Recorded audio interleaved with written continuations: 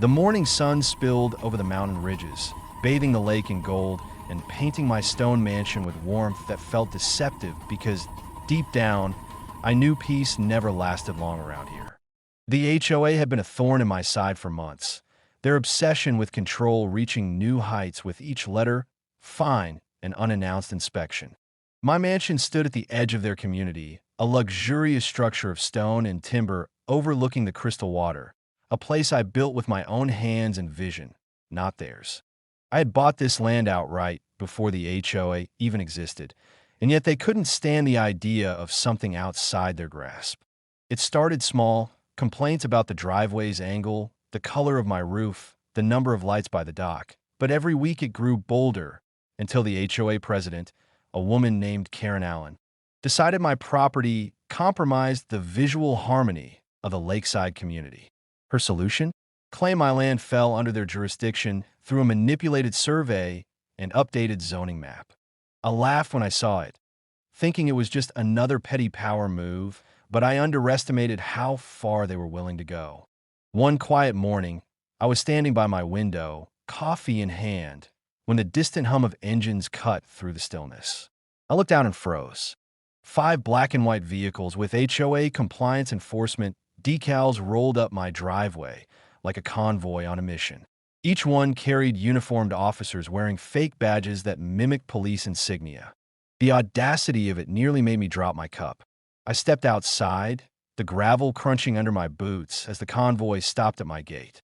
Karen stepped out first, wearing her usual smug expression and holding a thick folder of documents like it was a declaration of war. "Mr.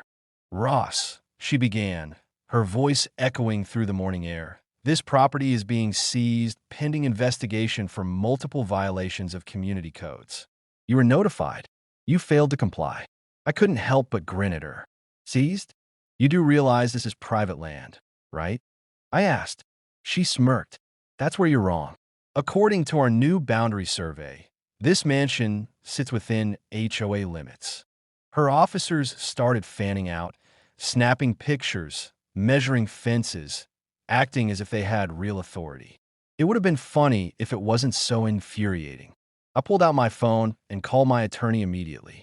He had warned me something like this could happen after the last heated meeting I had with Karen when I told her to stop harassing me. Within minutes, he sent over a scanned copy of the original land deed, signed and verified by the county clerk, proving without a doubt that my property was independent. I approached Karen, holding my phone in front of her face. "Read it," I said flatly. "This land isn't yours. You're trespassing." She barely glanced at it. "Our authority supersedes any outdated paperwork," she snapped. "We're reclaiming this for community integrity." That was the moment I knew logic wasn't going to stop her. They didn't care about law. They cared about power. The so-called officers started removing my gate chain, one of them even placing a notice that read property under HOA review. My patience evaporated. I dialed a different number this time, the county sheriff's office. I'd built strong connections over the years, partly because I paid taxes here long before the HOA existed, and partly because I had a reputation for being unreasonably calm until pushed too far. Within 20 minutes, the real law showed up. 6 sheriff vehicles came roaring down the same road, lights flashing red and blue, stopping right behind the HOA convoy. The HOA team stiffened instantly, unsure of what to do. Sheriff Daniels, a tall man with the kind of composure that demands silence, stepped out first. "Morning, Ross," he said, shaking my hand. Then he turned to Karen. "Can someone explain why there are unauthorized vehicles with police markings parked on private property?" Karen hesitated, clutching her folder tighter. "This is an HOA compliance operation, Sheriff. We're authorized by our board to seize this property for violations." Daniels raised an eyebrow. "Seize property? With fake badges and fake warrants?" He motioned to one of his deputies, who quickly checked the paperwork Karen had been waving around. The deputy handed it back after a glance. "Sir, these aren't legal documents. They're printed HOA letters." Daniel's expression hardened. "Ma'am, I'm going to need you and your team to step away from the property right now." Karen's confidence cracked. "This is a misunderstanding," she started, her voice trembling slightly. Our lawyers will confirm. Daniels cut her off. We've already confirmed. This land isn't under HOA jurisdiction. County records show it was purchased independently years before your community existed. You're trespassing. Her officers froze. One of them, clearly regretting his part in this, muttered something about just following orders and backed away. The sheriff wasn't done. He turned to me and said, "You want to press charges for trespassing and impersonating law enforcement?" I nodded without hesitation. Absolutely. That's when the scene flipped. The HOA officers were asked to remove their fake badges. Their vehicles were photographed for evidence, and Karen's folder of documents was confiscated. She kept insisting this was all a mistake, that the board approved it, that they were only protecting the community, but nobody was listening anymore.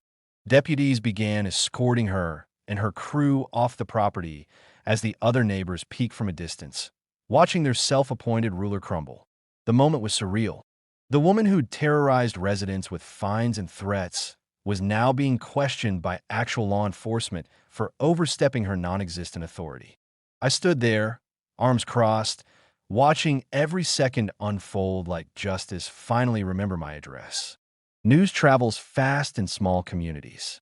By evening, local reporters were camped near my driveway, filming the mansion against the backdrop of sheriff vehicles. The headline the next morning read, "HOA sends fake police to seize private mansion. Owner proves land is federally protected." The article exposed everything. How Karen manipulated survey maps, hired off-duty officers to pose as HOA police, and used member fees to fund her little regime. The county opened an investigation into HOA corruption, and within 2 weeks, Karen resigned for personal reasons. Her remaining board members tried to distance themselves from her actions, but when financial audits revealed they'd approved security expenditures matching the fake police operation, the entire board was forced to step down. A new, smaller committee was formed under legal oversight, and I received a formal letter of apology that I promptly threw in the trash. But my revenge wasn't finished. I owned more than just a mansion.